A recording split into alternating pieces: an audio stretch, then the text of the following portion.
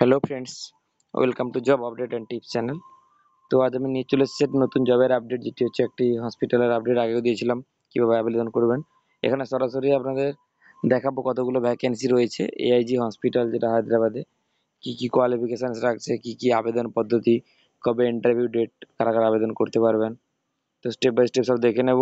আপনারা দেখতে পাচ্ছেন অফিসিয়াল নোটিফিকেশানটি। এটি অফিসিয়াল নোটিফিকেশান, যেটা এইচআর ডিপার্টমেন্ট থেকে পাবলিশড হয়েছে। তো চলুন দেখে নিই স্টেপ বাই স্টেপ কী রয়েছে এর কোয়ালিফিকেশানস। এআইজি হায়দ্রাবাদের যে ভ্যাকেন্সি রয়েছে, কী কী তার অ্যাড্রেস, ইন্টারভিউ লোকেশন, সব কিছু দেখে নেব। তার আগে যদি চ্যানেলটিতে নতুন হয়ে থাকেন, অবশ্যই চ্যানেলটিকে সাবস্ক্রাইব করবেন, সবার সঙ্গে শেয়ার করবেন। চলুন শুরু করি ভিডিওটি। তো আমি চলে এসেছি এই নোটিফিকেশানটিতে। এই যে রিক্রুটমেন্ট নোটিফিকেশানটি আপনারা দেখতে পাচ্ছেন, এই রিক্রুটমেন্ট নোটিফিকেশানটি পাবলিশড হয়েছে লিঙ্কডইন, যেটা আমি দিয়েছিলাম। লিঙ্কডইন একটি প্ল্যাটফর্ম, যেটা এইচআর মানে যারা রিক্রুটার থাকে রিক্রুটমেন্টের জন্য এটা ইউজ করে।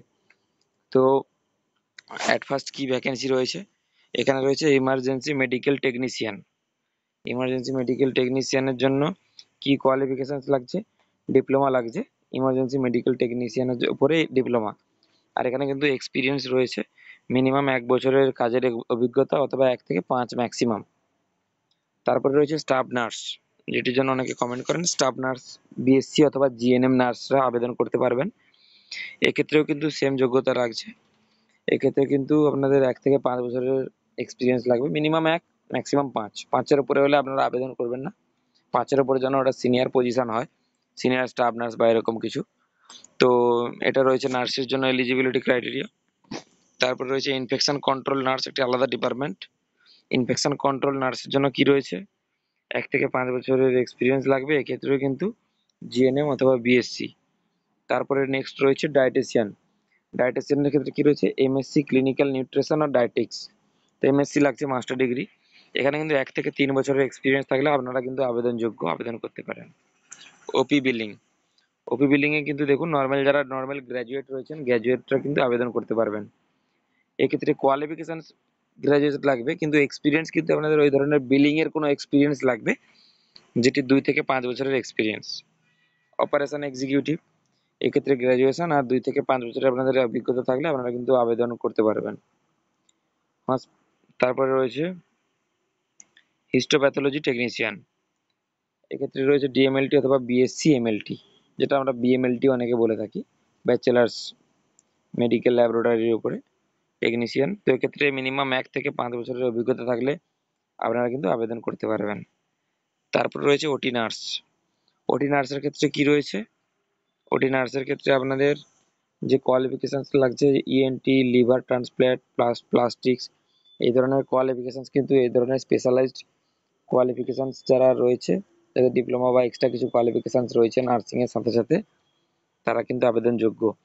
এর সাথে আপনাদের কিন্তু মিনিমাম 2 বছরের অভিজ্ঞতা লাগবে। নিউক্লিয়ার মেডিকেল টেকনোলজিস্ট, এক্ষেত্রে কি লাগবে? বিএসসি অথবা এমএসসি নিউক্লিয়ার মেডিসিন, এই ডিগ্রিটি লাগবে। বিএসসি অথবা ব্যাচেলার অথবা মাস্টার্স কিসের উপরে লাগবে? Nuclear medicine. এক্ষেত্রেও সেম 2 থেকে 5 বছরের আপনাদের এক্সপিরিয়েন্স কিন্তু এখানে লাগছে।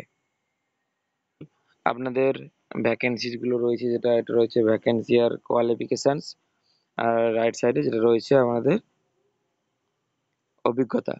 এর সাথে আমি আপনাদের ইন্টারভিউ লোকেশান বা কোন টাইমে ইন্টারভিউ থাকবে, বা যদি কেউ সরাসরি আবেদন করতে চান তার আবেদনের লিঙ্ক কোথায় থাকবে, তো সব কিছু আমি ডেসক্রিপশানে দিয়ে দেবো। আপনারা ডেসক্রিপশানে ক্লিক করে কিন্তু দেখে নিতে পারবেন। তার সাথে আপনারা যদি চ্যানেলে নতুন হয়ে থাকেন, অবশ্যই চ্যানেলটিকে সাবস্ক্রাইব করবেন, সবার সঙ্গে শেয়ার করবেন যদি ভিডিওগুলো ইনফরমেটিভ হয়ে থাকে। এবার দেখে নেব কি, এবার যেটা রয়েছে ইন্টারভিউ লোকেশান বা ডেট টাইম, সব কিছু দেখে নেব। একটু স্ক্রল করবো।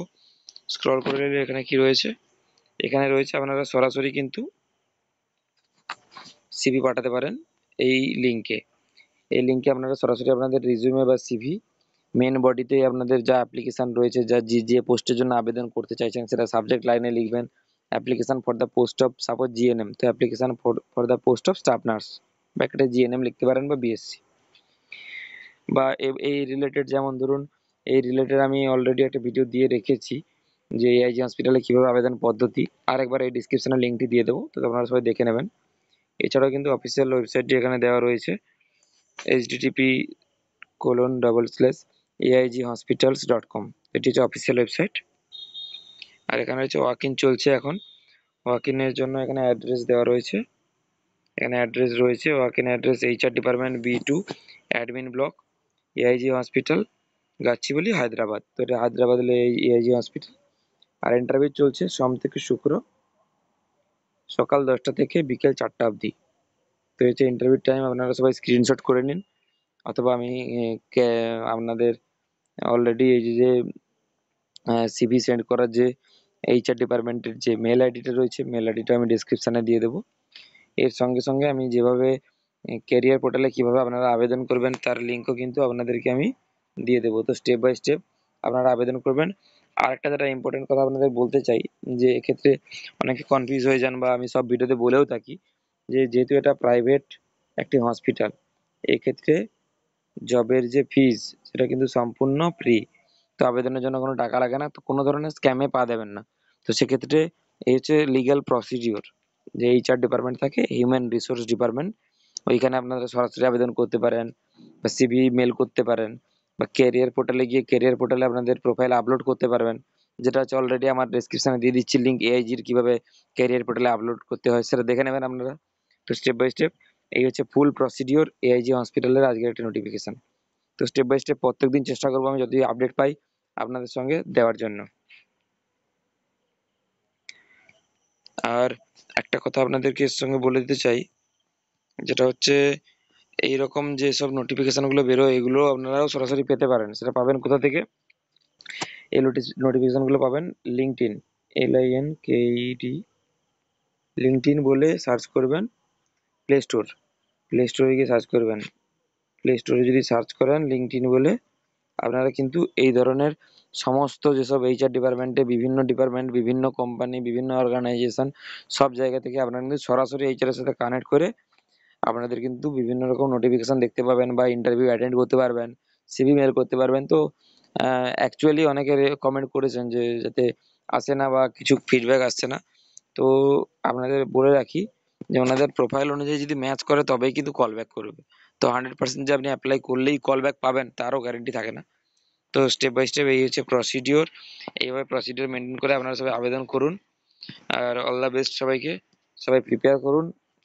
আর একটা কথা বলে দিই, যদি আপনাদের কারো কল ব্যাক আসে তো সেক্ষেত্রে হসপিটালের অ্যাবাউট আস হিস্ট্রিতে গিয়ে, আর যে হিস্ট্রিতে গিয়ে ওই হিস্ট্রি সম্বন্ধে নলেজ নিয়ে নেবেন যে হসপিটালের কি ব্যাকগ্রাউন্ড রয়েছে।